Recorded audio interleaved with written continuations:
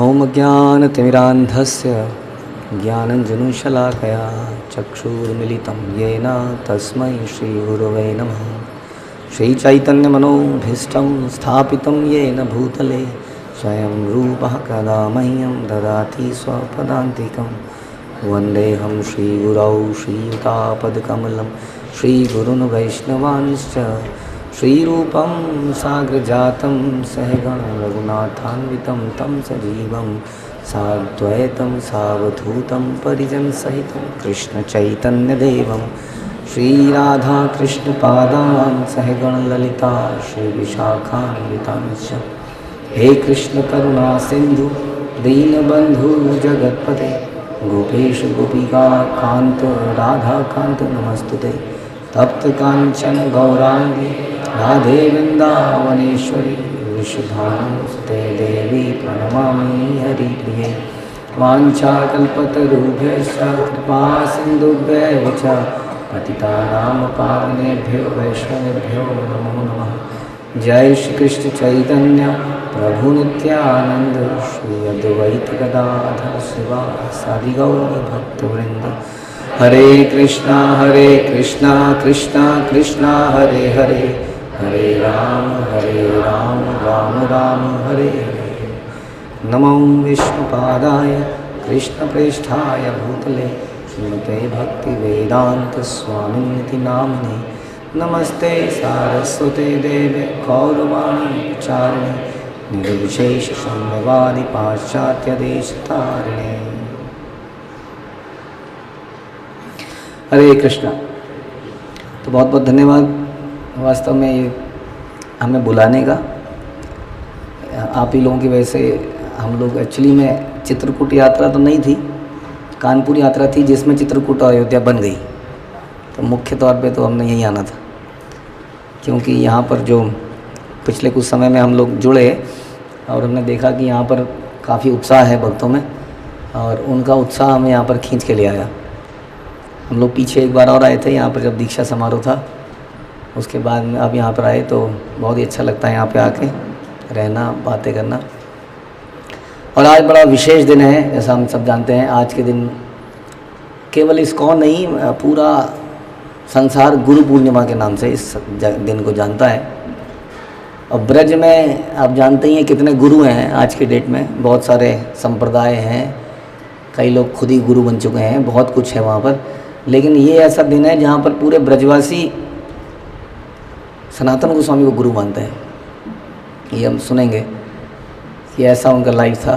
तो ब्रज में बताते हैं कि सबसे अधिक जो गोवर्धन परिक्रमा है वो आज के दिन करी जाती है, और सारे ब्रजवासी आज के दिन को गुरु पूर्णिमा के नाम से मनाते हैं, बिकॉज ऑफ उनका जो रिलेशनशिप रहा श्रीपाद सनातन गोस्वामी के साथ। और हम विशेषकर बड़े वी आर थैंकफुल टू प्रेम हरिनाम प्रभु, जिन्होंने हमें इतना आदर दिया, हमें मौका दिया और हमें ये बताया कि आज के दिन में हमें किसको याद करना है। हमें सनातन गोस्वामी की शिक्षाओं को याद करना है। तो अभी हम क्या करेंगे, जो चैतन्य महाप्रभु ने सनातन गोस्वामी को शिक्षाएं दी वाराणसी में, वो बहुत बड़ी हैं, बहुत सारी हैं। तो उसको संक्षिप्त में थोड़े समय में बोलना बड़ा मुश्किल था, तो हम कुछ इम्पोर्टेंट चर्चा करेंगे। श्रील प्रभुपाद ने एक पुस्तक निकाली, अब जानते हैं, चैतन्य महाप्रभु की शिक्षाएं। उसमें सनातन गोस्वामी की दी गई शिक्षाएं भी हैं। उसी में कई सारे चैप्टर हैं, उसमें डिवीज़न किया हुआ है शिक्षाओं को मुख्य रूप से। तो उसी के अंतर्गत हम लोग कुछ चर्चाएं करेंगे। तो हमारी चर्चा किसी एक विशेष चीज़ पे ना होकर उस कंप्लीट चीज़ पे होगी। तो एक तरह से अगर हम ध्यान से सुनेंगे तो इसमें हमारी कंप्लीट फिलॉसफी आ जाएगी, starting from beginning who am I से लेकर कृष्ण प्रेम, अलग अलग भाव, हाँ, जो भी महाप्रभु ने बताया उसके बारे में हम संक्षिप्त में चर्चा करेंगे। ओके। तो सबसे पहले आज गुरु पूर्णिमा है, और हमारे संप्रदाय में खास पर बोला जाता है, इस बात पे फोकस किया जाता है कि गुरु को कैसे अप्रोच किया जाए। सारे संसार में गुरु के बारे में अक्सर चर्चा होती है कि गुरु कौन है, लेकिन हम ये बड़ा मुश्किल से देखते हैं कहीं कहीं पर कि शिष्य कौन है।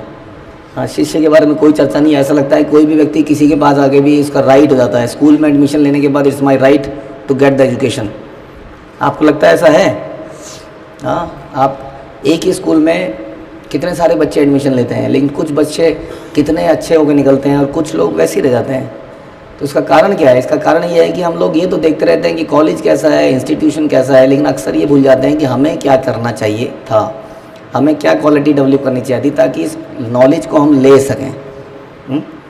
तो अक्सर यही एक समस्या रहती है जिस कारण से हम लोग उस नॉलेज का पूरा फ़ायदा नहीं उठा पाते।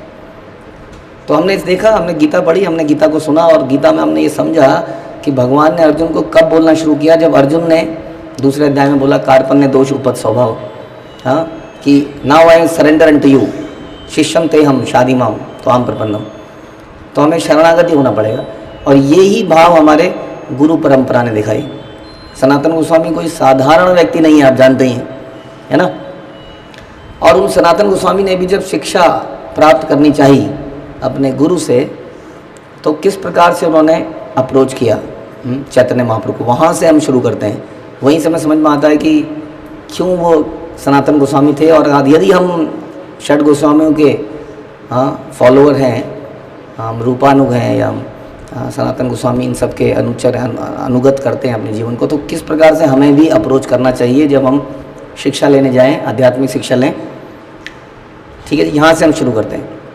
तो सबसे पहला सेंटेंस क्या था? प्रभु मैं नीच कुल में जन्मा हूँ। तो ये जो हम शिक्षाएं पढ़ेंगे मुझे लगता नहीं है कि हम पूरी कर पाएंगे, लेकिन जितना भी करेंगे उसको अच्छे से करेंगे तो कंप्लीट शिक्षाएं तो ऐसे भी नहीं हो सकती हैं। तो एक एक चर्चा, एक एक सेंटेंस के ऊपर बहुत चर्चा की जा सकती है। तो सबसे पहला सेंटेंस क्या है कि प्रभु मैं नीच कुल में जन्मा हूँ। सनातन गोस्वामी को हमारे परंपरा में मुख्य आचार्य माना जाता है। कौन से गुण को, कौन सा ऐसा गुण है वैष्णवों के अंदर जो सनातन गोस्वामी जिसके रिप्रेजेंटेटिव हैं? हाँ, दैन्यता, विनम्रता। यस, अगर विनम्रता सीखनी है तो सनातन गोस्वामी की लाइफ को हमें सुनना चाहिए, पढ़ना चाहिए। और ऐसा हम सुनते हैं कि दैन्यता से किसको जीत सकते हैं हम? भगवान को अगर हम जीत सकते हैं तो दैन्यता से जीत सकते हैं। हम अपनी ऑपुलेंस से, अपनी तपस्या से, अपने गुण से, अपनी बुद्धि से भगवान को नहीं जीत सकते। लेकिन यदि हम भगवान के सामने किसी तरह से ये सच में विचार कर लें कि मैं लोएस्ट हूँ, मैं निम्न हूँ, तृणाति भी सुनीचे इनका भाव, तो ये जो है करके दिखाया इन्होंने। सबसे पहला सेंटेंस ये बोला कि मैं नीच कुल में जन्मा हूँ, मेरे सभी साथी निंदनीय हैं तथा मैं पतित सर्वाधिक अधम हूँ। तो कई ओर से हम लोग सोचते हैं कि क्योंकि वो मुस्लिमों को यहाँ उन्होंने नौकरी करी थी, उनके साथ रहे थे, तो सही बात तो है, निम्न ही तो थे, तो निम्न आदमी तो निम्न ही बोलेगा अपने आप को। लेकिन अगर हम सोचें कि हम लोग कौन कौन से लोगों के यहाँ काम करते हैं तो हमें मालूम ही नहीं है कि हमारे बॉस, उसका बॉस क्या खाता है, क्या पीता है, कहाँ कहाँ पैसा खर्च करता है, कौन सी ऐसी कंपनी है दुनिया में, ऐसी कंपनी देखी जो कंपनी कहे कि हम सारे उन्हीं लोगों को हायर करेंगे जो शाकाहारी हैं, जो मांस नहीं खाते, जो गौ हत्या नहीं करते इत्यादि। ऐसा कुछ हमें तो मिलता नहीं है। देखा जाए तो हम सभी लोग, इसलिए बोला जाता है कलयुग में सारे ही शुद्र हैं। वास्तव में खाना पीना, रहना, शुद्धता, कोई नियम ना पालन करना। लेकिन हमारे लिए बड़ा मुश्किल हो जाता है इस चीज़ को समझना। हमारे पास यदि थोड़ा ज्ञान आ जाता है तो हमें लगता है कि we are better than others. इस परंपरा में आने के बाद भी थोड़ा सा अगर समय ज्ञान आ जाता है तो हमें लगने लगता है कि हम बाकियों से अच्छे हैं। लेकिन हम यहाँ सनातन गोस्वामी की बात कर रहे हैं। वो अपने आप को क्या बोल रहे हैं कि मैं सबसे निंदनीय हूँ, सर्वाधिक अधिक, क्योंकि मेरे जो साथी लोग हैं जिनके साथ मैं रहता हूँ, उठता बैठता हूँ, वो क्या है, बड़े निंदनीय हैं। विषय भोग रूपी कुपांत में मैं पड़ा हुआ हूँ, जी रहा हूँ, जीवन के यथार्थ उद्देश्य का मुझे आभास तक नहीं है। अब अगर इनके जीवन के बारे में हम सुनेंगे तो ऐसा लगता नहीं है इनको जीवन को देख के, क्योंकि ऑल्दो ये मुस्लिमों के यहाँ जॉब कर रहे थे, बट अपनी पर्सनल लाइफ को ये बहुत सारी साधना भक्तिमय कार्य कर रहे थे। ऐसा नहीं है कि चैतन्य महाप्रभु के पास आने के बाद इन्होंने भक्ति के कार्य चालू किए। ये तो उनके अंदर पहले से था, भगवान के नित्य पार्षद थे। लेकिन फिर भी वो क्या बोल रहे हैं कि मुझे अपने जीवन का उद्देश्य तक नहीं पता है, मैं तो अपना वास्तविक हित भी नहीं जानता हूँ, मैं विश्व में एक महान विद्वान के रूप में ख्यात हूँ, आई एम वेरी फेमस, मैं संसार में बड़ा, लोग मुझे मानते हैं। उनकी जीवनी सुनते हैं तो वो क्या थे, वो प्रधानमंत्री थे। प्रधानमंत्री को लोग मानते हैं कि नहीं, कितना महान मानते हैं। लेकिन आपने किसी भारत के या कहीं संसार के प्रधानमंत्री को ऐसा बोलते हुए सुना है कि मैं सबसे अधम हूँ, मैं सबसे नीच हूँ? बताइए अगर आप कहीं सुना है तो। हाँ, तो ये he was a prime minister. तो ये ऐसा कहते थे कि मैं बड़ा विख्यात हूँ, लेकिन वास्तव में मैं बहुत बड़ा मूर्ख हूँ और स्वयं को विद्वान मान बैठा हूँ। आपके सेवक के रूप में, आपने मुझे सेवक के रूप में स्वीकार किया है। तो ये आपका बड़प्पन है कि आपने मुझे सेवक के रूप में स्वीकार किया है। आप ही मुझे संसारिक बंधन से मुक्त किया है आपने, इसलिए अब इस मुक्तावस्था में मेरे कर्तव्य बताने की कृपा करें। यहाँ से स्टार्ट होता है। तो अक्सर हमारे साथ समस्या क्या है, जो हम चर्चा कर रहे थे, कि हम लोग इस भाव से अप्रोच नहीं कर पाते अपने गुरु को कि मैं एकदम निम्न हूँ, मैं सबसे लोएस्ट हूँ। और कई बार हमें लगता है ये तो हमें पता है नहीं। अब जैसे सनातन गोस्वामी की शिक्षाएं हैं, ये जो हम बोल रहे हैं, सुना, ये तो पढ़ रखी है कितनी बार हमने, ये तो हमें पहले से ही मालूम है। तो ये भाव हमारे अंदर आ जाता है और हम उसको वहीं पर ब्लॉक लगा देते हैं बहुत बड़ा, कि इस लेक्चर में से आज कोई नई कहानी सुनाएंगे तो उस नई कहानी को सुनेंगे, कोई नया जोक शायद कुछ बोला जाएगा, उस जोक को नोट कर लेंगे, लेकिन बातें तो वही पुरानी हैं। इसलिए अधिकतर वक्ता हमें अच्छे भी नहीं लगते हैं। वक्ता भी वही अच्छा लगता है जो कुछ चुटकुला सुनाएगा नया, क्योंकि बाकी तो सब वही पुरानी बातें बोली जा रही हैं फिर से। लेकिन यहीं पर एक सिंसियर भक्त और एक आम भक्त में अंतर आ जाता है कि वो हर बार जब भी बैठता है वो यही सोच के बैठता है कि ये नया बोला जा रहा है, इसमें से मुझे सुनना है कि क्या मेरे लिए डिफरेंट है, क्या मेरे लिए और मेरे लाइफ में करने के लिए है। आपने देखा उन्होंने वही क्वेश्चन पूछा, अगर हम समरी में बोलें तो उन्होंने बोला कि मैं कौन हूँ, मैं जानता नहीं हूँ, मैं इस संसार में दुखी क्यों, मुझे ये बताए, मेरा उद्देश्य क्या है मुझे मालूम नहीं है, आपके साथ मिलने के कारण मुझे कुछ ज्ञान प्राप्त हुआ, मैं मुक्त हुआ ऐसा लगता है, लेकिन अंत में बोल रहे हैं कि इस मुक्तावस्था में मेरा क्या कर्तव्य है। क्लियर है? तो इस भाव से हमें अप्रोच करना है। अब श्रील प्रभुपाद इसमें से बहुत बढ़िया बात निकालते हैं। श्रील प्रभुपाद बोलते हैं कि जब व्यक्ति मुक्त हो जाता है तब तो मुक्त हो गया। संसार में लोग क्या करते हैं, धर्म अर्थ काम और मोक्ष, मोक्ष प्राप्त होने के बाद क्या है जीवन में करने को, मोक्ष, मोक्ष मिल गया, अब क्या करना है, मोक्ष प्राप्त करने के कुछ ना करना पड़े इसलिए तो मोक्ष करना था। अब जब मोक्ष प्राप्त हो गया तो जीवन सफल हो गया। प्रभुपाद बता रहे हैं कि ये बोल रहे हैं कि इस मुक्त अवस्था में मेरा क्या कर्तव्य है, यानी कि प्रभुपाद कह रहे हैं कि मुक्त अवस्था के बाद भी कर्तव्य तो रहेगा, काम करना पड़ेगा। क्या काम करना पड़ेगा, वो भगवान की प्रसन्नता के लिए करना पड़ेगा। प्रभुपाद कह रहे हैं कि मुक्त अवस्था में भी क्रिया अनिवार्य है। ऐसा नहीं है कि जीवात्मा मरने के बाद लुप्त हो जाती है, समाप्त हो जाती है, क्रिया विहीन हो जाती है। तो इसलिए हम सबका, यदि हमें लगता है कि अब हमने जीवन में सार्थकता प्राप्त कर ली है, अब हमारे सारे 4 नियम पालन हो रहे हैं, कुछ गलत काम बंद हो गया है, अब हम मुक्त हो गए हैं, अब हमारा कोई कर्तव्य नहीं है, हम अपने घर में बैठ के क्या करेंगे, भजन करेंगे। भजन करना भी अच्छी बात है, लेकिन उसके साथ साथ गुरु के मिशन को पूरा करना हमारा सबसे बड़ा उद्देश्य होना चाहिए।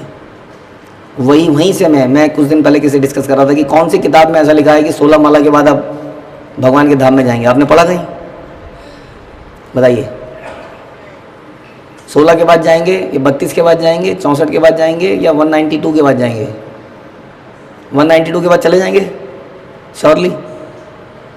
हाँ, तो फिर कैसे डिसाइड करें कि कितनी माला करें और कौन सी माला के बाद हम धाम में चले जाएंगे, बताइए। एक ही कारण है हमारे धाम में जाने का कि श्रील प्रभुपाद ने बोला कि 16 माला कीजिए, 4 नामों का पालन कीजिए और मिशन के लिए कुछ कार्य कीजिए, सेवा कीजिए, इसको प्रोपोगेट कीजिए, तो मैं गारंटी लेता हूँ कि आप धाम में जाओगे। तो हमारे धाम में जो जाने का रास्ता है वो किसने खोला है, वो हमारे गुरु परंपरा ने खोला है। तो यदि हम उनके अनुसार जिएंगे तो हम चले जाएंगे, नहीं तो हम 192 करके भी नहीं जा पाएंगे। इसलिए बड़ा इंपॉर्टेंट है कि हम अपने आचार्यों की बातों को एज इट इज़ माने और केवल सेल्फिश होकर अपने भजन के बारे में ही ना सोचें। जैसा कि हमारे गोस्वामियों ने, सनातन गोस्वामी, सोचिए भगवान के कितने बड़े पार्षद हैं और भगवान के साथ नहीं रहे, है ना। उनका मैक्सिमम समय वाराणसी में 2 महीने और उसके बाद जगन्नाथपुरी में 10 महीने, इतना वो महाप्रभु के साथ रहे। और रूप गोस्वामी प्रयागराज में 10 दिन और आई थिंक 2 महीने जगन्नाथपुरी में, इतना समय वो बिताया। उसके अलावा सारा का सारा समय कहाँ लगाया, सेवा में लगाया, वृंदावन में, या पुस्तकों को लिखना, लीला स्थलियों को खोजना, मंदिरों का निर्माण करना। तो इस प्रकार से इसलिए वो आज ऐसे जाने जाते हैं। तो यहाँ पर प्रभुपाद कह रहे हैं कि गुरु की शरण में जाने की यही पद्धति है। यदि हम कह रहे हैं कि हम गुरु पूर्णिमा को सेलिब्रेट कर रहे हैं तो उसका कोई मायने नहीं है यदि हमें मालूम ही नहीं है कि गुरु ने बोला क्या है। जैसे प्रभु जी कह रहे थे गुरु के मुख से सुनना, आज हम प्रभुपाद की पुस्तक को पढ़ रहे हैं, ये गुरु के मुख से सुनने के बराबर है। इस वक्त जो हम सुन रहे हैं, we are repeating what as जो श्रील प्रभुपाद ने लिखा है अपनी पुस्तक में, उसको रिपीट कर रहे हैं। इस प्रकार से हम गुरु की बात को सुन रहे हैं। और यदि हमें यही नहीं पता कि गुरु ने बोला क्या है, हमसे एक्सपेक्टेशन क्या है, तो हम कैसे गुरु पूर्णिमा मनाएंगे, कैसे व्यास पूजा मनाएंगे वास्तव में। तो प्रभुपाद कह रहे हैं जिज्ञासु को चाहिए कि सर्वप्रथम गुरु के सानिध्य में जाकर उनके प्रपन्न हो, तत्पश्चात उनसे अपनी साधना संबंधी जिज्ञासा करे। कैसी जिज्ञासा करे? साधना संबंधी। लेकिन उससे सारी पोल खोलने का भी डर है कि मैं कितने बजे उठता हूँ, मैं कितने बजे सोता हूँ, मैं आजकल कितना खा रहा हूँ, हो सकता है ये भी डिस्कस करना पड़ जाए क्योंकि नींद बहुत आती है माना। कुछ भी हो सकता है डिस्कशन, साधना, सेवा, सदाचार, इसके बारे में हम क्या करें, गुरु से डिस्कशन करें, रिवीलिंग द हार्ट करें, गुह्यम आख्याति करें, तभी तो होगा। तो ये करना ज़रूरी है, प्रभुपाद कह रहे हैं। दूर दूर से काम नहीं चलेगा। समझ में आया? तो ये पहला लक्षण हमने दिखाया सनातन गोस्वामी ने, किस प्रकार से उन्होंने प्रश्न पूछे।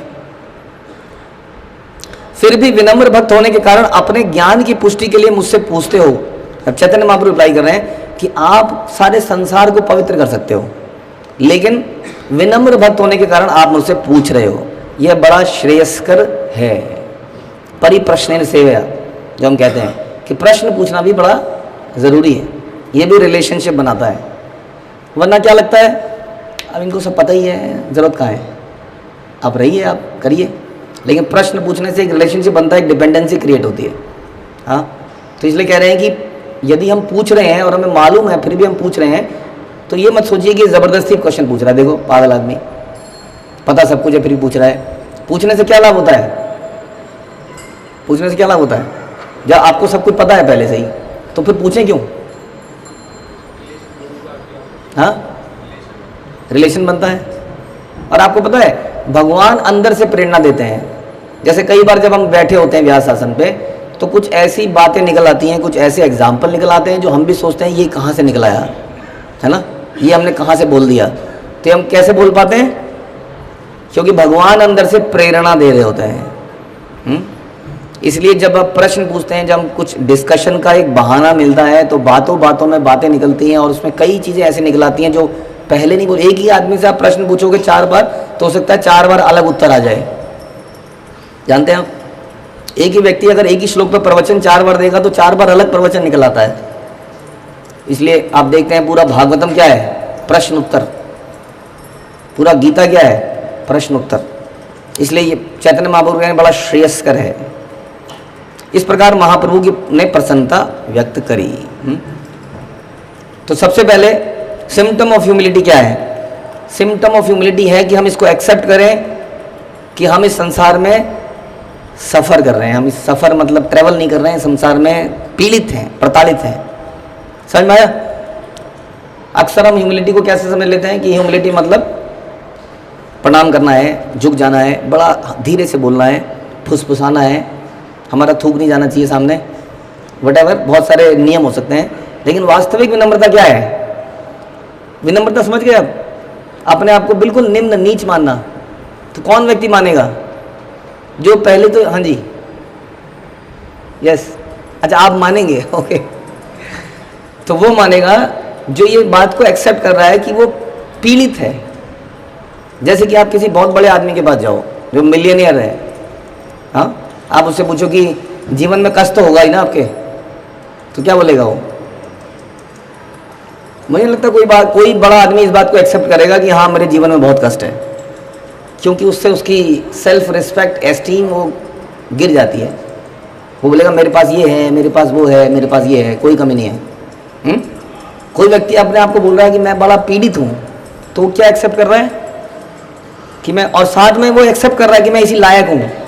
कई लोग बोलते हैं मैं पीड़ित हूँ अपनी पत्नी की वजह से, कोई बोलता है मैं पीड़ित हूँ टेम्पल अथॉरिटी की वजह से, इस मंदिर में पीड़ित हूँ दूसरे मंदिर में ठीक हो जाऊँगा।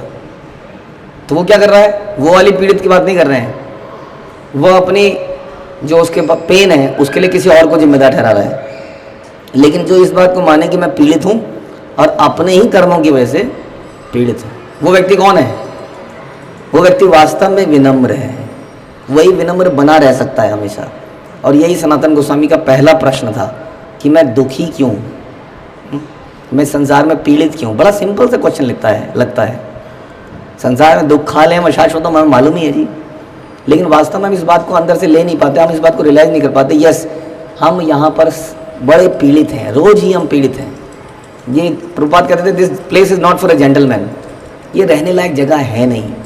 लेकिन फिर भी हम इसको सुधारने का प्रयास कर ही रहे हैं, किसी प्रकार से मेरा घर अच्छा हो जाए, जॉब अच्छा हो जाए, या मंदिर बदल जाए, या कुछ सेवा बदल जाए, या कुछ बदल जाए, समथिंग यहाँ पर प्रॉब्लम चल रही है। लेकिन वास्तव में ये सब क्यों चल रहा है हमारे जीवन में? क्योंकि हमने कुछ ऐसा कर रखा है, और जो इसको एक्सेप्ट कर लेता है वो विनम्र है, अदरवाइज क्या है, वो घमंडी है। वो भगवान तो करता है, लेकिन भगवान के डिसीजंस में उसको प्रॉब्लम है, कहीं कुछ गलती हो गई है डिसीजन में। मेरे साथ ऐसा क्यों हो रहा है? Why bad thing happen to good people? मेरे साथ ऐसा क्यों हो रहा है?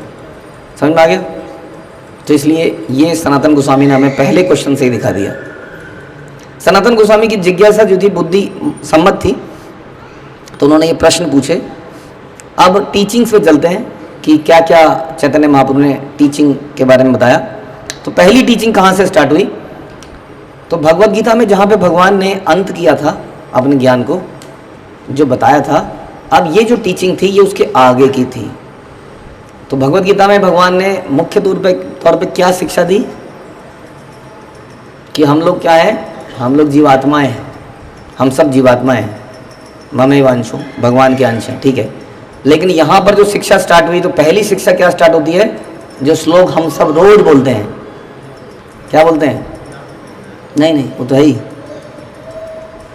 हम लोग जीव का के बारे में क्या बोलते हैं? जीव का स्वरूप क्या है? जीवेर स्वरूप है कृष्ण तटस्थ शक्ति भेद अभेद प्रकाश। कि हम लोग क्या है, वास्तव में भगवान की एक शक्ति है, लेकिन वास्तव में हम क्या है? नित्य कृष्ण दास। अब इन दोनों में क्या अंतर है कि हम एक जीवात्मा हैं या हम नित्य कृष्ण दास हैं? हम क्या हैं? कौन सी वाली स्टेटमेंट ज़्यादा रिलेशनशिप को स्थापित करती है कि हम नित्य कृष्ण दास हैं? ये रिलेशनशिप को स्थापित करती है। एक आत्मा है, तो आत्मा तो फिर संसार में ही है। बहुत सारे लोग बोलते हैं आत्मा है, और आत्मा क्या हो जाती है? परमात्मा से, परमात्मा में घुल जाती है। ज्योत से ज्योत मिलाते चलो, प्रेम की गंगा बहाते चलो। और ज्योत से ज्योत मिलाते हैं। इसलिए मैं कहूँ, पुरानी पिक्चरों में आता था, आजकल नहीं आता, कि एक आदमी मर गया, उसके ऊपर से लौ निकली, ऐसे ऐसे ऐसे ऐसे करके लौ कहीं चली गई, अंदर घुस गई दूसरी लौ में। तो आत्मा बोलने से कई सारी कन्फ्यूज़न खड़ी रह जाती हैं कि आत्मा तो है, हम इटर्नल तो हैं, लेकिन आत्मा ने करना क्या है? इसलिए यहीं से स्टार्ट करते हैं कि आत्मा कृष्ण की नित्य दास है, इसको यही करना है। इसलिए मुक्त अवस्था के बाद भी इसको यही करना है, बल्कि मुक्त अवस्था से पहले वो इस काम को कर नहीं पा रही थी, इसलिए उसको क्या कहते हैं?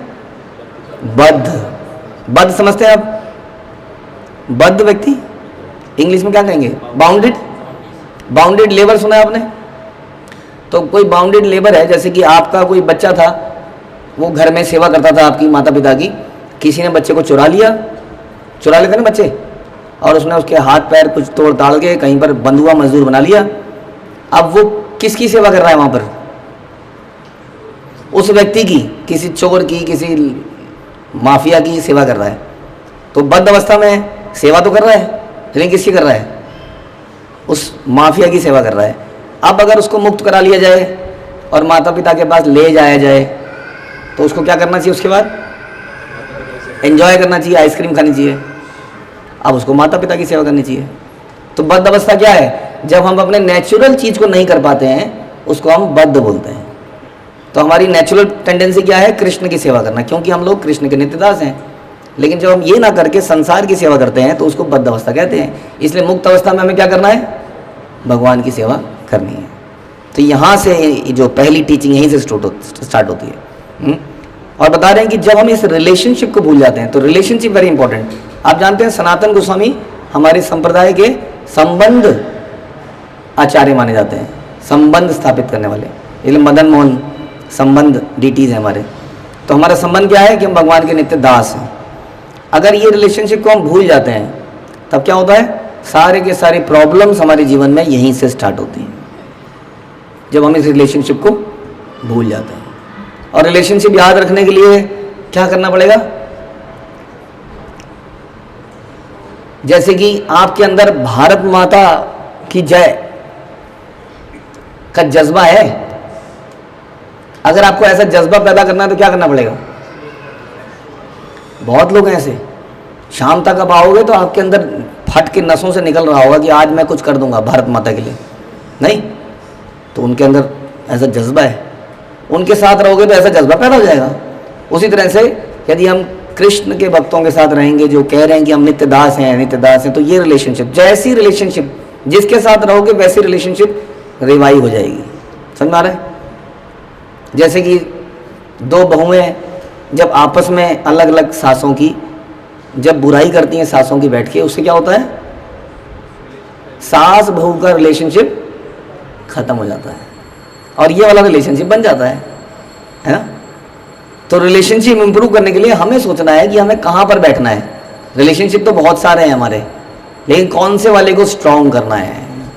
नहीं, अब जैसे आपने पूरे बचपन से लेकर अब तक सुना माता पिता जो है भगवान के जैसे हैं, वास्तव में वही भगवान है ना। तो ये हमने बचपन से सुना, अगर इसी रिलेशनशिप को हम स्ट्रॉन्ग करते जाएंगे तो ये रिलेशनशिप पैदा हो जाएगी। इसलिए कई लोग कृष्ण भावनामृत कहानी का, सनातन गोस्वामी के जीवन में हम ये देखेंगे, कई बार लोग कहते हैं क्या हमें झूठ बोलना चाहिए माता पिता से, है ना। तो बड़ा सेंटिमेंटल हो जाते हैं लोग कि झूठ कैसे बोल सकते हैं माता पिता से, क्या आप ये सिखाते हो कि माता पिता को झूठ बोला जाए।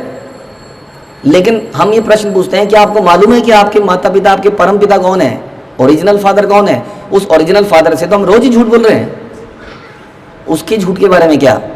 बीच में एक आदमी आए कुछ, उन्होंने इस रिलेशनशिप को इतना स्ट्रॉन्ग कर दिया कि हम उस परम रिलेशनशिप को भूल गए। समझ में आ रही है बात कि रिलेशनशिप तो बहुत सारे हैं। कई आपके ऐसे दोस्त मिल जाएंगे ऑफिस में जो भुला देंगे आपको कि आपकी पत्नी भी है। शाम को कहेंगे ड्रिंक करने चलते हैं, तू वहाँ चल वहाँ चलो, पत्नी के रिलेशन को भूल जाएगा, कोई और रिलेशन पकड़ लेगा। यानी कि रिलेशनशिप हमारे बहुत सारे हैं, कौन से रिलेशन को स्ट्रॉन्ग करना है ये हमारे हाथ में है। ऐसे लोगों के साथ रहना पड़ेगा। और जीव का जो वास्तविक रिलेशन है वो कृष्ण से है, क्योंकि वो एक जन्म पर डिपेंड नहीं है। वो जन्म, एक बॉडी, दूसरी बॉडी, तीसरी बॉडी, ये रिलेशनशिप वही बना रहता है। तो इसको रिवाइव करना चाहिए। ये यहाँ पर बताया कि हमारी मुख्य प्रॉब्लम क्या है, दोबारा से बताइए, कि हम इस रिलेशनशिप को स्ट्रॉन्ग ना करके किसी दूसरे रिलेशनशिप को स्ट्रॉन्ग करने में दिन रात लगे हुए हैं, और इसी कारण से प्रॉब्लम है। ओके, अब आगे चलते हैं। अब बताते हैं कि एक बुद्धिमान व्यक्ति के बारे में, कि बुद्धिमान व्यक्ति कौन है। बुद्धिमान व्यक्ति वो है जिसके अंदर बुद्धि है। अब बुद्धि भी कई प्रकार की हो सकती है, कौन सी बुद्धि ली जाए। कई बार संसार में मैं ये सोच रहा था कि अधिकतर समस्याएं बुद्धि के कारण ही हैं, क्योंकि मैं बुद्धिमान हूं, यही सबसे बड़ी समस्या है। और संसार हमें, हमारी जो मटेरियल एजुकेशन है वो हमें क्या बनाती है, बुद्धिमान बनाती है नहीं। सारा का सारा फोकस कहाँ होता है, किसके नंबर कितने आए। 70% बच्चा कहेगा मेरे 90% आए, मम्मी पापा बड़े खुश हो गए। लेकिन जैसे ही पता चला कि सारे के सारे स्कूल के 92, 93, 94, तो तुरंत क्या हो जाएगा, बेकार है, घटिया है। तो बुद्धिमान को हर कोई चाहता है कि मेरे घर में बुद्धिमान बच्चा हो, बहू आए, पैसा कमाए। तो वास्तविक बुद्धिमान कौन है, ये यहाँ पे बताया जा रहा है। जो किसी के बहकावे में आ जाए, क्या वो बुद्धिमान है। हम लोग नित्य किसी न किसी के बहकावे में आए जा रहे हैं। हम लोग टीवी में एडवर्टीजमेंट देते हैं किसी चीज़ का, हमें लगता है ये चीज़ कितनी बढ़िया है और हम उसको खरीदने के लिए चल पड़ते हैं। तो हम बुद्धिमान हुए नहीं। हमें मालूम है कि रेस्टोरेंट में जिसमें खा रहे हैं उसमें कोई शुद्धि का पालन नहीं किया गया है, बनाने वाले ने क्या, लेकिन फिर भी हम उसको खा ही लेते हैं अपनी जीविया के कारण। हाँ, बेविल्डर हो जाते हैं हम लोग, तो बुद्धिमान नहीं है। तो बुद्धिमान कौन है, यहाँ बताया चैतन्य महाप्रभु ने कि बुद्धिमान व्यक्ति वो है, इसका एक एग्जाम्पल दिया इससे पहले कि पुराने ज़माने में किसी कैदी को जब सज़ा दी जाती थी तो कैसे दी जाती थी कि एक नदी में, एक पौंड में उसको ला के डुबो दिया जाता था बीच नीचे, और गुड़ुप गुड़ुप गुड़ुप करके उसकी ऑक्सीजन निकल रही है जब तक उसमें अंदर थोड़ा भरा हुआ है, फिर उसके जैसे ही उसके लंग्स में पानी जाने का बात आ गई, अब मरने ही वाला है, तभी क्या करते हैं उसको ऊपर उठा लेते थे कुछ सेकंड्स के लिए ताकि वो एक सांस ले पाए। जैसे वो एक सांस ले पाता था तुरंत उसको फिर से नीचे घुसा देते थे। इस प्रकार मरने का एक्सपीरियंस उसको बार बार कराया जाता था। लेकिन हमारे आचार्य बताते हैं कि ऐसे में भी वो व्यक्ति जब कुछ सेकंड के लिए उस पानी में से बाहर निकलता है और उसमें सांस लेता है, वो उसको जीवन का परम सुख मान लेता है। ये मेरे जीवन में क्या सुख है, और उसका केवल एक ही कोशिश है कि कितना समय मैं अधिक समय तक पानी के ऊपर रह सकूं। और उसी तरीके से एक मूर्ख व्यक्ति संसार में यही प्रयास कर रहा है, जैसे कि वो एक समुद्र में तैर रहा है और उसकी कोशिश क्या है, किसी तरह से पानी के ऊपर बना रहूं और तैरता रहूं और तैरता रहूं और तैरता रहूं। अब आप बताइए क्या ये पॉसिबल है? समुद्र में आप तैर रहे हो, कितने भी बड़ी तैराक हो, आप कितनी देर तक पानी के ऊपर रह सकते हैं? 1 मिनट, 2 मिनट, 5 मिनट, आधा घंटा, 1 घंटा, कितनी देर तक तैरा जा सकता है? तो जो व्यक्ति ये कोशिश कर रहा है कि किसी तरह से उसका सर ऊपर रहे, उसको ऑक्सीजन मिलती रहे और क्या सुख है, देखिए मैं कितना बढ़िया से तैर रहा हूँ, तो वास्तव में व्यक्ति मूर्ख है, क्योंकि ऐसा वो हमेशा कर नहीं सकता। हमारे में से अगर मर्चेंट नेवी के कुछ लोग हैं, वो तो बेचारे शिप के ऊपर रहते हैं, फिर भी प्रभु जी बस ये जॉब चेंज करनी है, थोड़ा सा कुछ पैसे कमा लूँ, उसके बाद ये छोड़ देना है इसको। वो तो शिप के ऊपर भी परेशान हो जाते हैं निरंतर पानी में तैरते तैरते। यही हमारी समस्या है। तो ये मूर्खता है, इसको बता रहे हैं कि हम वास्तव में समझ नहीं पाते कि जीवन में वास्तविक सुख कहाँ पर है। तो एक वाइज मैन क्या करता है, समझदार व्यक्ति नॉलेज लेता है, जैसे कि हम सब नॉलेज ले रहे हैं। आज कहते हैं कि भारत की सार्थकता, क्या कहते हैं उसको, लिटरेसी। आज भारत की लिटरेसी रेट कितना बढ़ गया है, बढ़ा है कि नहीं? पिछले 50 सालों में भारत का लिटरेसी रेट बढ़ा है कि नहीं बढ़ा है? तो भारत प्रोग्रेस कर रहा है कि नहीं कर रहा है कि नहीं? लेकिन वास्तव में हम देख रहे हैं कि भारत प्रोग्रेस नहीं कर रहा है। जब हम करप्शन को देखते हैं, जब हम डिप्रेशन को देखते हैं, होने वाली आत्महत्याओं को देखते हैं, सारे सुख दुख को देखते हैं, तो लगता है कि प्रोग्रेस तो नहीं गया, लेकिन हमारा लिटरेसी रेट तो बढ़ गया। प्रॉब्लम यह है कि हमें ये तो समझ में आ गया कि एजुकेशन लेनी है। अनपढ़ व्यक्ति, अनपढ़ता जो है सबसे बड़ा अभिशाप है, किसी समाज में अनपढ़ नहीं होना चाहिए किसी को। लेकिन ज्ञान किसको कहते हैं, उसका प्रॉब्लम था कि ज्ञान क्या है, वास्तविक ज्ञान क्या है। तो जो ज्ञान अच्छे और बुरे में भेद करना ना सिखाए, वो ज्ञान बेकार का ज्ञान है। समझ रहे हैं आप लोग? एक होता है कि ऑक्यूपेशनल, क्या कहते हैं उसको, आजकल जो लोग पढ़ाई लिखाई हो रही है उसमें क्या कहते हैं उसको, जो व्यावसायिक बुद्धि दी जाती है आदमी को, कैसे पैसा कमाना है, उसको हमने ज्ञान वर्ड दे दिया, नॉलेज। तो रियल नॉलेज क्या है? सबसे बेसिक रियल नॉलेज है कि आत्मा को भिन्न तरीके से देख पाए पदार्थ से। समझ में आया? और फिर दूसरा हमने सुना कि वो भगवान का अंश है, उसको क्या करना है, ये वास्तविक ज्ञान है। इसके विपरीत हमने ज्ञान की डेफिनेशन किसी और को दे दी। इसलिए चैतन्य महाप्रभु यहाँ बता रहे हैं कि हमें क्या करना है, कि हमें ज्ञान लेना है, भक्तों से ज्ञान लेना है, क्योंकि भक्तों के पास ही ये ज्ञान है। और ये ज्ञान का क्या सिम्टम है, हमें कैसे पता चलेगा कि हमारे अंदर ज्ञान आ रहा है? जब हमारे अंदर वैराग्य पैदा होगा इस संसार से, तब हमें समझ में आएगा कि वास्तविक ज्ञान अब इस व्यक्ति को है। लेकिन जितने भी लोग ज़्यादा पढ़े लिखे हैं, हम देख रहे हैं उनको ज़्यादा अटैचमेंट है संसार की वस्तुओं से, वो ज़्यादा प्राप्त करना चाहते हैं, ज़्यादा इकट्ठा करना चाहते हैं। तो क्या वो वास्तविक ज्ञानी हुए? नहीं, क्योंकि उनका ज्ञान इस संसार से उनको अटैच करता जा रहा है, जिसके कारण वो बद्ध अवस्था में आते जा रहे हैं और बार बार जन्म ले रहे हैं। तो वास्तविक ज्ञान क्या है? वास्तविक ज्ञान वो है जो हमें कृष्ण के बारे में बताए और ये बताए कि संसार टेम्परेरी है और हमारा क्या कर्तव्य है। इसमें हमारे पास कोई डिग्री ना होने के बाद भी हमारे अंदर अगर वैराग्य पैदा हो रहा है संसार से और कृष्ण से अटैचमेंट पैदा हो रही है, तो इसका मतलब ये व्यक्ति ज्ञानी है। तो ये करना चाहिए, ये बता रहे हैं। समझ में आया? तो यहाँ पर महाप्रभु ने एक स्टोरी के माध्यम से बताया कि एक आदमी के पिताजी ने बहुत बड़ा धन का खजाना छोड़ा था, लेकिन वो जाते जाते ये बताना भूल गए कि ये खजाना कहाँ पर छुपा हुआ है। अब ये खजाना कहीं उसके घर के अंदर ही दबा हुआ है। पिताजी मर गए, खजाना दबा हुआ है, अब मालूम नहीं है कि खजाना कहाँ पर है। अब ऐसे में एक एस्ट्रोलॉजर आता है, वो एस्ट्रोलॉजर बताता है कि खजाना तुम्हें कहाँ पर मिलेगा। वो कहते हैं खजाना तुम्हें पश्चिम में नहीं मिलेगा, उत्तर में नहीं मिलेगा, वहाँ जाओगे तो सांप मिलेगा, वहाँ जाओगे तो कुछ और मिलेगा, वहाँ खोदना मत बिल्कुल, लेकिन पूरब की दिशा में खोदोगे तो तुम्हें वहाँ पर मिल जाएगा। ज्ञान है, ये भी ज्ञान है। तो इसको कैसे रिप्रेजेंट किया चैतन्य महाप्रभु ने? इसको ऐसे रिप्रेजेंट किया कि संसार में बहुत सारे दुख हैं, हमारे पिताजी, हमारे भगवान, उन्होंने हमारे लिए बहुत बड़ा खजाना छोड़ा हुआ है, लेकिन वो खजाने को हम गलत दिशाओं में ढूंढ रहे हैं, दक्षिण में, उत्तर में, पूर्व, पश्चिम में। और वो क्या है? वो है कर्म कांड, ज्ञान कांड, ध्यान कांड, ध्यान। इन चक्करों में हम ढूंढ रहे हैं कि शायद यहाँ मिलेगा। और कुछ लोग तो मैटीरियल, इन सबसे अलग, वो सोच रहे हैं कि संसार में मैटीरियल ऑपुलेंस में ये हमें खजाना प्राप्त होगा, तो यहाँ कहीं भी प्राप्त नहीं होगा। समझ रहे हैं आप लोग? कर्मकांड का मतलब क्या होता है जानते ही हैं? कर्मकांड है जहाँ हम कुछ भक्ति के प्रोसेस, भक्ति के नहीं कुछ प्रोसेस कर रहे हैं, लेकिन उसके बदले में हमें कुछ अच्छा चाहिए। मेरा अच्छा हो जाए, मेरे बच्चों का अच्छा हो जाए, मेरे परिवार का अच्छा हो जाए। हाँ, ये वाला यहाँ दान दे दो, यहाँ पर ही चढ़ा दो, शनि को चढ़ा दो, या हनुमान जी को चढ़ा दो, या गणेश जी को चढ़ा दो, उसके बदले में मेरा ये टल जाए, ये टल जाए। ये क्या है? भक्ति है? क्या है फिर? ये कर्म कांड है। वैसे ज्ञान कांड में व्यक्ति बहुत ज्ञान लेने का प्रयास कर रहा है। अब हम लोग भी ज्ञान लेते हैं, माना आप लोग कर रहे हैं भक्ति वैभव या वटेवर कोर्सेस हम करे जा रहे हैं, भक्ति शास्त्री कर रहे हैं, लेकिन उसके पीछे का मुख्य उद्देश्य क्या होना चाहिए, ये ध्यान रखना है।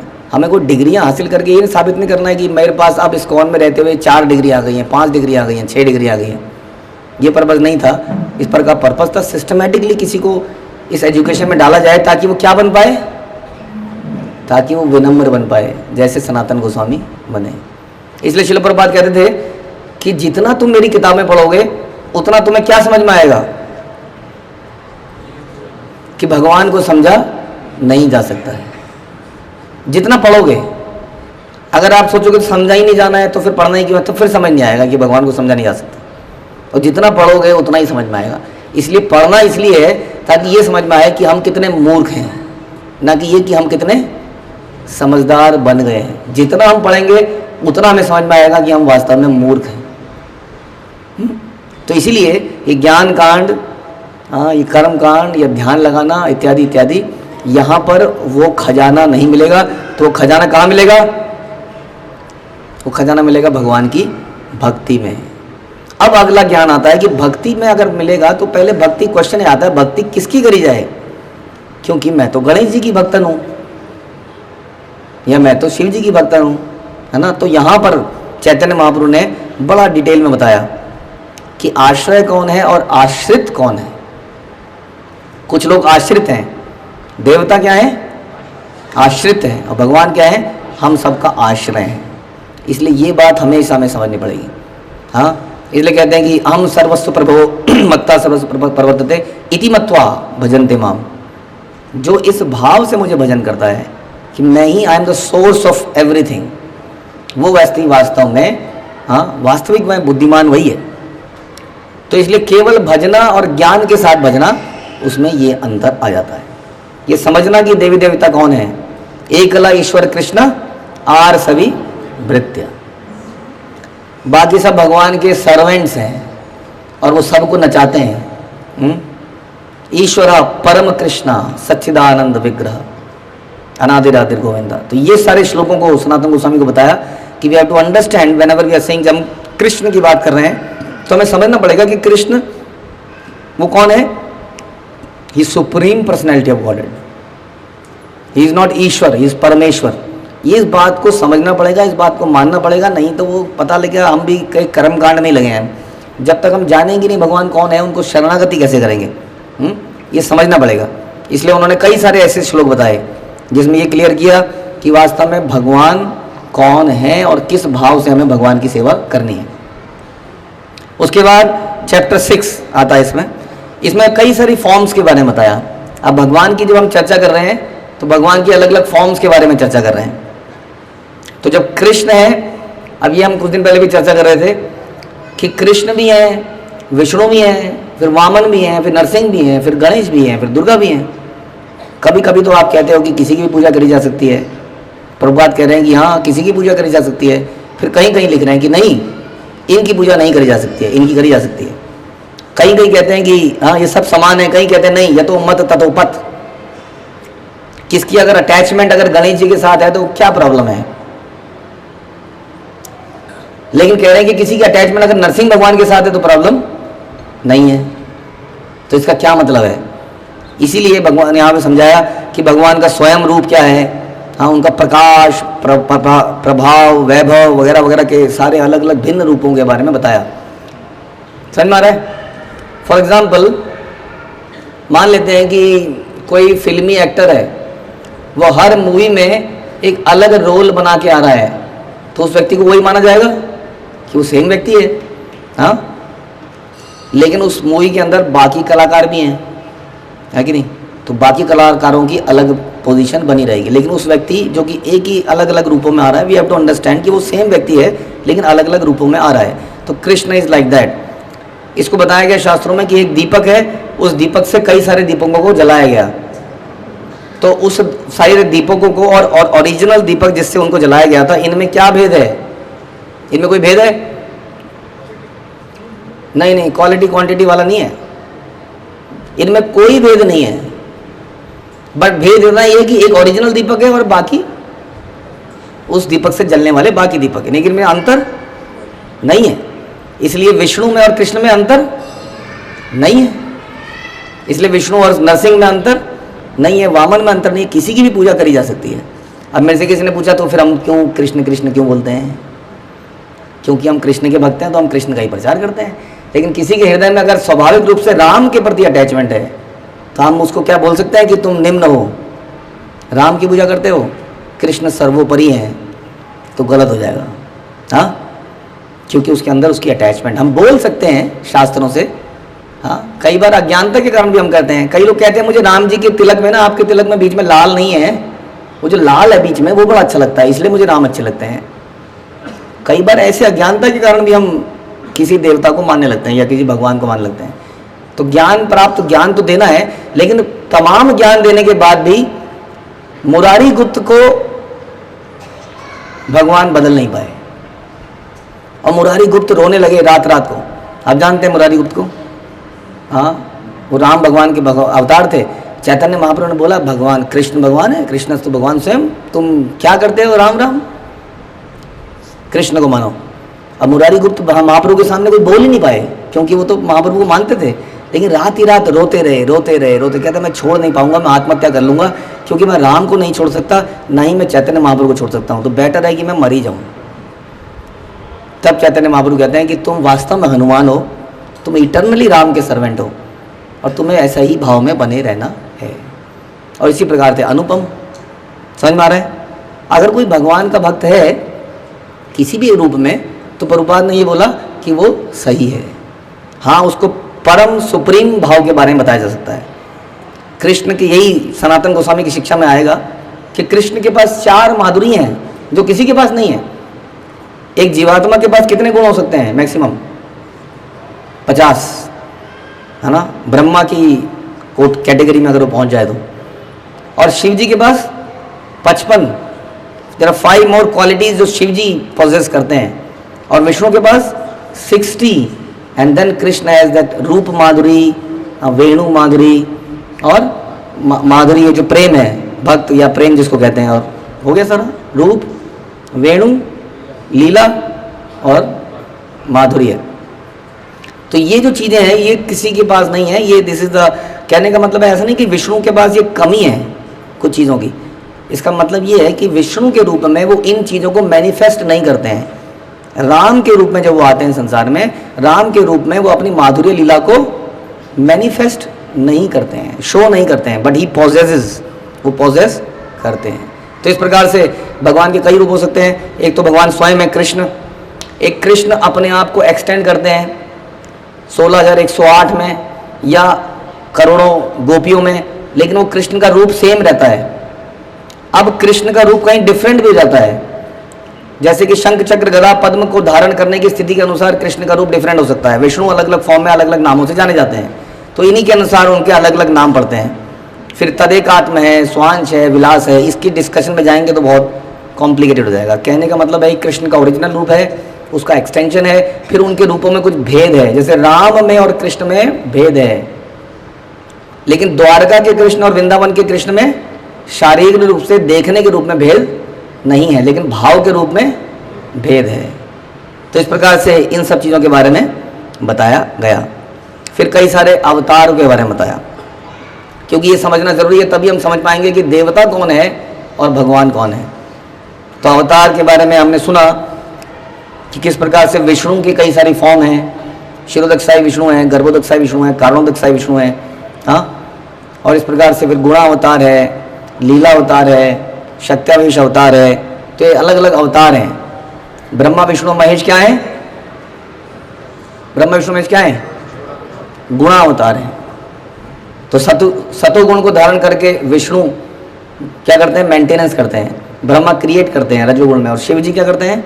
तमोगुण में विनाश करते हैं। तो ये सारे क्या हैं? गुण अवतार हैं। लेकिन एते चांस कलाप अनुसार कृष्णस्तु भगवान स्वयं, कि कृष्ण स्वयं इन सब के कारण हैं, ये हमें समझना पड़ेगा। ये सारी नॉलेज उन्होंने बताई। ओके। उसके बाद एक इंटरेस्टिंग एपिसोड यहाँ पे हुआ, जो मैंने यहाँ लिखा हुआ है, कि जब ये सारी डिस्कशन चल रही थी कि भगवान कौन है, तो मुख्यतः अगर आपको समझना हो कि भगवान कौन है, तो सबसे पहला क्या करेंगे आप? सबसे पहला चीज कैसे पहचान करेंगे कि भगवान है ये व्यक्ति? एक तो शास्त्रों में लिखा होना चाहिए, और हाँ, उनके शरीर में कुछ स्पेशल चिन्ह होते हैं, और तीसरा कि वो अमानवीय कार्य करते हैं अपने जीवन में, जिससे साबित हो जाता है कि भगवान है। लेकिन सबसे मुख्य क्या है कि शास्त्रों में लिखा होना चाहिए। तो जब ये सारी बातें चल रही थी, ये बताया गया कि भगवान पहले श्वेत रंग के हुए, फिर रक्त के रंग के हुए, फिर श्याम रंग के हुए, और फिर पीत रंग के हुए, पीले रंग के। तो डिस्कशन करते करते सनातन गोस्वामी समझ गए, पता ही था कि ये स्वयं भगवान ही मेरे सामने बैठे हैं, हाँ। तो उन्होंने कुछ कुछ ऐसे प्रश्न पूछने शुरू किए कि अच्छा, भगवान पीले कलर के होते हैं, भगवान क्या करते हैं कलयुग में? ऐसे ऐसे प्रश्न पूछने लगे। तो महाप्रभु समझ गए कि ये चाल चल रहा है। तो महाप्रभु ने क्या बोला? महाप्रभु ने कहा, सनातन तुम मेरे समक्ष ऐसी चातुरी मत करो कि तुम मेरे से ही कहलवाना चाह रहे हो कि मैं भगवान हूँ। तो उन्होंने उस क्वेश्चन को बिल्कुल इग्नोर कर दिया और बोला कि शास्त्र में देखो कि भगवान कौन है, वहीं से पहचान करो कि भगवान कौन है। और शास्त्र में क्या कहा गया? कृष्ण वर्णम तुषा कृष्णम। ये सुनते हैं आप लोग, श्रीमद् भागवतम में की का श्लोक है, कई सारे श्लोकों में बोला गया कृष्ण वर्णम तुषा कृष्णम, कि वास्तव में कृष्ण है, लेकिन इनकी अंग कांति कैसी है? कृष्ण काली नहीं है। संगोपसांगास्त्र पार्षदम, ये हमेशा अपने पार्षदों के साथ रहते हैं। इनके सारे शास्त्र सत्र भी पार्षद बन के आए हैं, और क्या करते हैं इस कलयुग में? संकीर्तन यज्ञ को फैलाते हैं। वो वास्तव में कौन है? स्वयं कृष्ण हैं। तो ऐसा शास्त्रों में लिखा ही है, कई जगह शास्त्रों में लिखा है कि कृष्णस्तु, कि यही चैतन्य महाप्रभु वास्तव भगवान है। उनकी माता का नाम सची देवी है, वो मायापुर में ऐसी जगह पैदा होंगे, ये सब कुछ पहले से ही मेंशन है। इसलिए उन्होंने बताया कि यदि कोई कहे कि मैं भगवान है, तो सबसे पहले क्या करो? शास्त्रों में देखा जाए। एक बार हमने सुना था कि कुछ लोग कल की अवतार बहुत बन रहे हैं आजकल। तो एक टीवी चैनल ने बड़ा इंटेलिजेंटली क्या किया, चुपचाप बोला कि सर आप कल की अवतार है, हमने सुना है। हाँ हाँ है ही वो तो आइए आपका इंटरव्यू लेना है। तो इंटरव्यू में कल की अवतार को बुला लिया कि कुछ प्रश्न पूछेंगे। लेकिन एक प्रॉब्लम हो गई वहाँ पर कि उसके साथ साथ कई सारे कल की अवतारों को बुला लिया था। अब सबको वहाँ बैठा दिया, मतलब अब साबित करो आप में से कौन कल की अवतार है। तो वैसे ही हुआ जैसे पॉलिटिकल, जब इलेक्शन के बाद आप देखते हैं ना कई बार, हाँ जी आप कुछ बोलिए, कुछ आप बोलिए, अब वो दूसरे को बोलने नहीं दे रहा है, चीखा चिल्लाना वहाँ पे चालू किया, कल की अवतार आपस में लड़ पड़े। तो इस प्रकार से किसी को अवतार मानने से पहले महाप्रभु ने बोला पहले शास्त्र को देखो। उसके बाद अब बताया कि भगवान के ऐश्वर्यों के बारे में। ये आपने बहुत सुना है, ऐश्वर्य से समग्र से वीर्यस्य यशसः श्रियः, ज्ञान वैराग्य शैव शन्नम भगवतिंगना, कि भगवान के पास ये 6 ऑपुलेंस होने चाहिए इन फुल। वो कौन से हैं? ऐश्वर्य से, ऐश्वर्य। और कैसा ऐश्वर्य? समग्रस्य, मतलब कंप्लीट ऐश्वर्य उनके पास। वीर्यस्य, उनके पास बल, वीरता, साहस अनलिमिटेड होनी चाहिए। और इसी तरीके से उनके पास यशस्वी, श्रिय यानी कि सौंदर्य, ज्ञान, वैराग्य जिसके पास कंप्लीटली है वो भगवान है। अब हम सोच सकते हैं कई चीज़ों के आधार पर। अगर आप रूप के आधार पर देखोगे तो कई सारे जो आप लोग भगवान समझते हो, कई सारे देवताओं को भी, तो अब रूप के माध्यम से आपको समझ में आएगा कि वास्तव में भगवान कौन है, कौन सबसे सुंदर है, जिसको देख के सब लोग अट्रैक्ट हो जाते हैं। आकर्षयति कृष्ण। और इसी तरीके से हर चीज़ में देख सकते हैं किस प्रकार बल में, ये तो बड़ी लंबी चर्चा है, लेकिन ये 6 ऑपुलेंसेस के बारे में बताया कि ये 6 ऑपुलेंसेस भगवान के पास होते हैं, देन ही बिकम्स गॉड। और इसके बाद चैतन्य महाप्रभु ने भगवान के ऑपुलेंस के बारे में और समझाते बोला कि ये जो ऑपुलेंसेस हैं, Krishna is such a simple and such a sweet and माधुर्य, कि उनको देख के लगता नहीं है कि इनके पास इतना बल होगा या इतना वैराग्य भी होगा, क्योंकि बालक जैसे बड़े सुंदर से लगते हैं। उनके हाथ जो है बड़े कोमल हैं, लेकिन जब किसी पे पड़ते हैं तो वो पड़ जाता है। हाँ, अब ये दोनों चीज़ें एक साथ हैं उनके पास, ये बड़ी कमाल की बात है। इसलिए लोग कई बार बिविल्डर हो जाते हैं, और बिविल्डर होने में क्या करते हैं, भगवान का टेस्ट लेने लगते हैं। तो इस प्रकार इंद्र भी बिविल्डर हो गए। एक छोटा सा बालक है, मेरी पूजा के लिए मना कैसे कर सकता है, भूल गया था पिताजी हैं, तो उसने टेस्ट किया और फिर क्या क्या हुआ उसके साथ आपको पता है। फिर ब्रह्मा जी ने टेस्ट कर डाला, ये सोचते हुए कि भगवान कैसे हो सकता है। हाँ, भगवान को तो लक्ष्मियाँ भोग लगाती हैं। हाँ, ऑपुलेंस होना चाहिए। यहाँ देखिए जी, उंगलियों में अचार डाल दिया ऐसे, वो हम लोग खाते थे बचपन में, वो एक पीली पीली कचरी, वो कचरियों की तरह हाथों में डाल लिया और ऐसे खा रहे हैं, कोई किसी के मुंह से निकाल के खा ले रहा है। हाँ, तो ब्रह्मा जी कह रहे हैं ये भगवान कैसे हो सकते हैं। तो यही सबसे बड़ी, इसलिए ज्ञान का होना भी जरूरी है कि कृष्णा इज लाइक दैट। और भगवान जब ब्रह्मा जी जब बिविल्डर हो गए तो उन्होंने गड़बड़ कर दी बहुत बड़ी, और आप जानते हैं उसके बाद क्या हुआ। और एक अन्य स्टोरी जो केवल चैतन्य महाप्रभु ने सुनाई चैतन्य चरितामृत में, वो इस प्रकार थी कि एक बार एक ब्रह्मा जी पहुंचे भगवान से मिलने द्वारका में। ये भागवतम में नहीं है कथा। और क्या बोलते हैं कि गेट पे आते ही उनको रोक लिया गया, रुकिए, हाँ जी बोलिए क्या काम है। किसको रोका? ब्रह्मा को। हमें भी कोई रोक लेता है तो हमें ही लग जाता है बुरा, नहीं? सबसे ज़्यादा स्ट्रेस होता है दिमाग में जब आदमी किसी ऐसी जगह पे एंटर कर रहा है। तो कई लोगों ने फॉर्मूला बना रखा है, बिल्कुल सर ऊपर देखो और इधर उधर बिल्कुल देखे बिना कॉन्फिडेंस से अंदर घुस जाओ, तो आप घुस जाओगे। बड़ा स्ट्रेस होता है, अगर रोक लिया तो बेइज्जती खराब हो जाती है हमारी। जय विजय के केस में भी यही हुआ था। तो ब्रह्मा जी को रोक लिया गया और ब्रह्मा जी ने बोला हाँ जी। उन्हें क्या काम है? उन्हें क्या काम है? कौन है आप? कौन है? मेरे को जानता नहीं है। बोला ब्रह्मा हूँ भैया, ब्रह्मा। बोले कौन से ब्रह्मा? तब उनको पहली बार रियलाइज हुआ कि इसका मतलब ब्रह्मा मतलब कौन से ब्रह्मा, मतलब क्या बोलूँ उसको मैं अब, कौन से वाले? तो उन्होंने बोला कि ब्रह्मा, चतुर्मुखी ब्रह्मा। तो अच्छा यहीं रुको, हम आपका मैसेज पहुँचा के आते हैं। और जब भगवान के पास मैसेज पहुँचाया गया तो भगवान समझ गए आप इसके साथ कुछ खेल करना पड़ेगा, थोड़ा सा भूल गए हैं। तो ब्रह्मा जी को अंदर बुलाया गया और जब ब्रह्मा जी अंदर आए तो उन्होंने क्या देखा? उन्होंने देखा कोई 8 मुंह वाला ब्रह्मा जो है प्रणाम कर रहा है भगवान को, उधर से 16 मुंह वाला कर रहा है, उधर से अलग हजारों हजारों मिलियंस ऑफ ब्रह्मा जी वहाँ पर हैं और कोई एक दूसरे को नहीं देख पा रहा है और सब भगवान से बोल रहे हैं भगवान प्रणाम।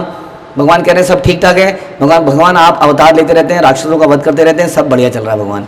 तो सब आ रहे हैं जा रहे हैं, आ रहे हैं जा रहे हैं, उनके हेलमेट्स टन टन टन जमीन पे पड़ रहे हैं और ये ब्रह्मा जी देख रहे हैं शक्ल। और इनको थोड़ी देर में समझ में आ गया कि मैं क्या हूँ, मैं कुछ भी नहीं हूँ।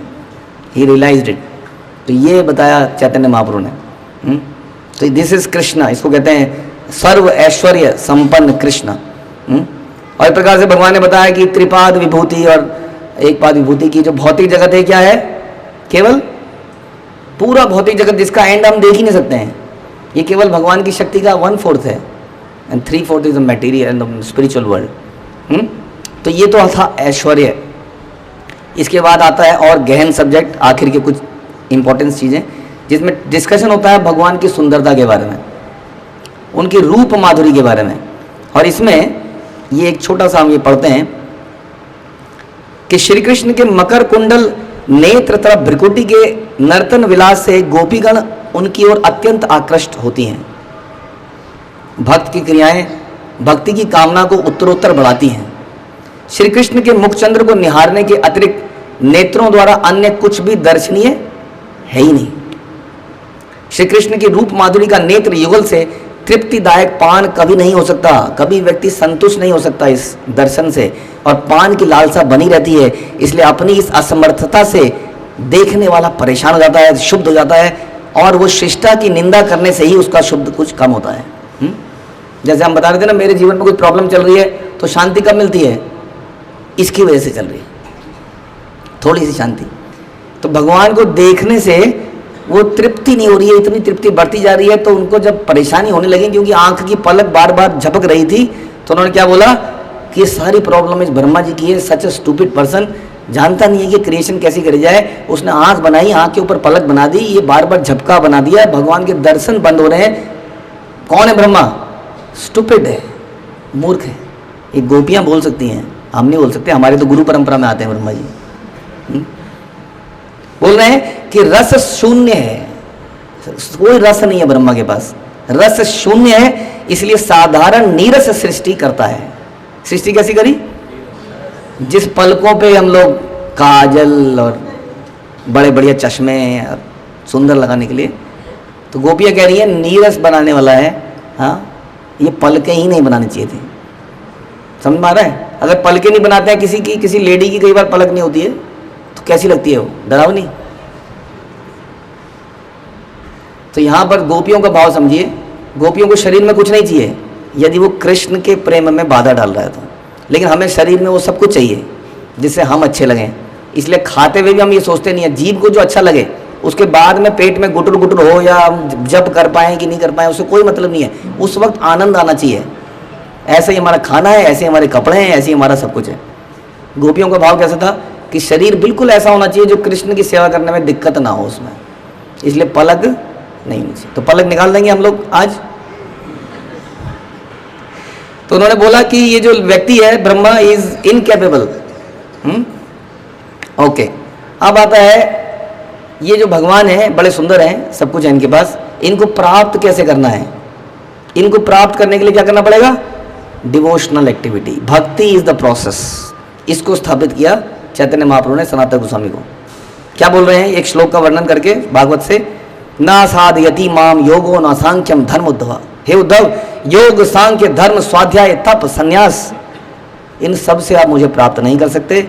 हाँ, मेरी अनन्य प्रेम भक्ति मुझे वशीभूत करती है। मेरी अनन्य प्रेम भक्ति यदि आप करेंगे तो आप मुझे अपने कंट्रोल में कर सकते हैं। अनन्य प्रेम भक्ति मतलब प्रेम भक्ति के प्रेम किसको कहते हैं?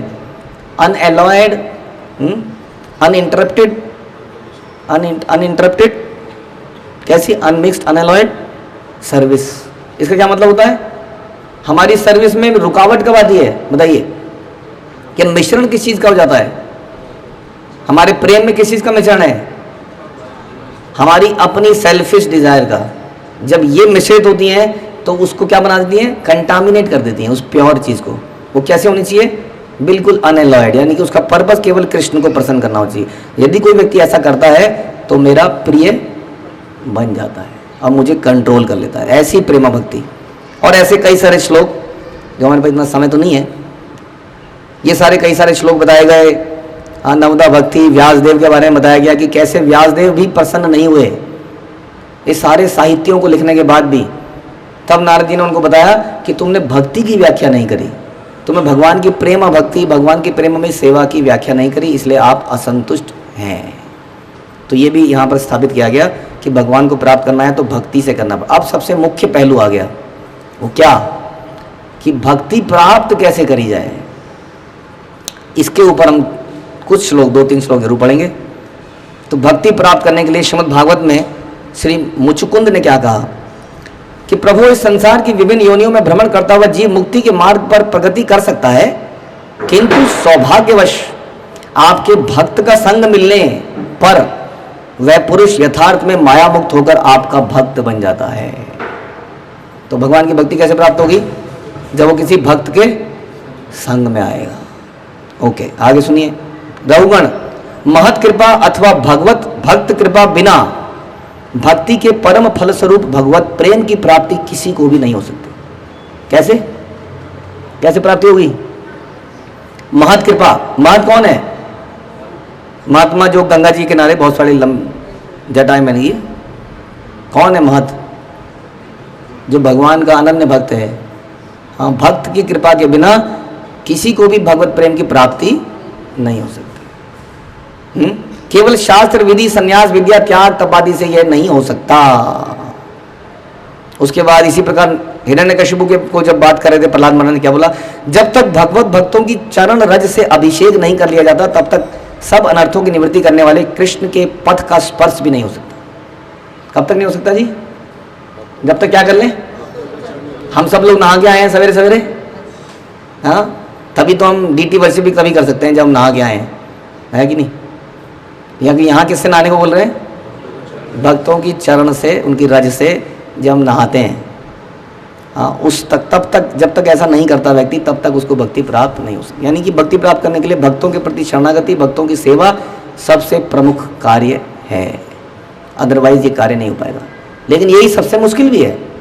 अब गुरु जी के आगे तो हम नतमस्तक हो जाए, गुरु जी की पैर भी धो लेंगे, गुरु जी की चरण भी धो ले लेंगे, लेकिन भक्तों का क्या करें?